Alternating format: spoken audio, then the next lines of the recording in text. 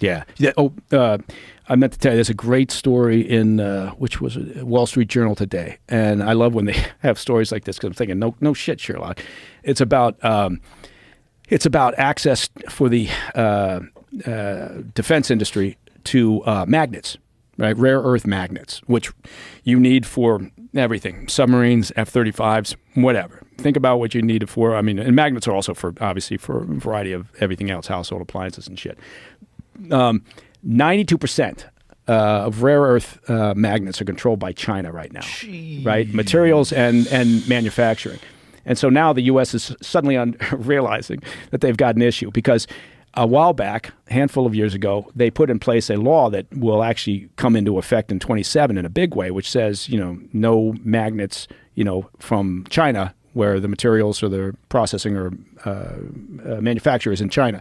So we don't have the capacity. Why? Right? Why can't we get them after 2027 from China? Well, that's kind of when they said that's it, because we want to be in control of something this critical to a variety of things, right? And do we have the capability? Well, yeah, I mean, we do. Look, rare earth, it's interesting. Rare earth minerals they're not called that because of their rareness, right? They're actually, you could argue critical minerals are more difficult to get your hands on.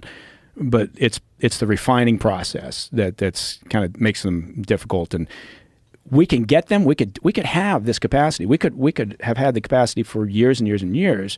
But it's the regulatory policies, right? So it's like the mining industry in the States is moribund, right? It's almost dead because we put in place so many regulations that say we can't do that. It's bad for the environment. Right. Well, what's worse for the environment is the way that they fucking mine these things overseas, right? Whether it's in China or Africa or wherever else.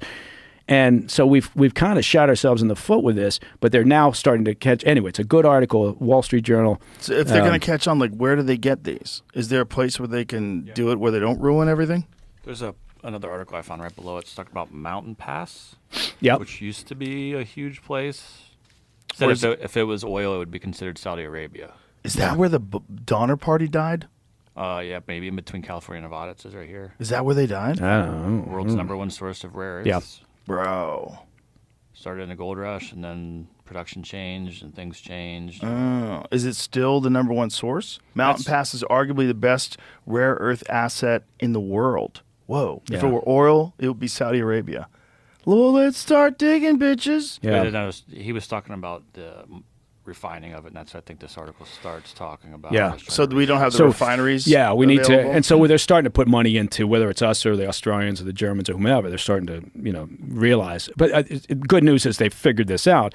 But while we were paying attention to whatever we were focused on, China was dominating, above 90% and knowing, right, strategically thinking ahead years ago, thinking what's going to be important, right? And so they did. And they don't, they're not playing the same game in terms of regulations and environmental concerns and practices. And that's a good thing. We should have environmental concerns. I'm not saying that. No, but we I'm just certainly saying, should, but China's not having these concerns. No, they don't have it.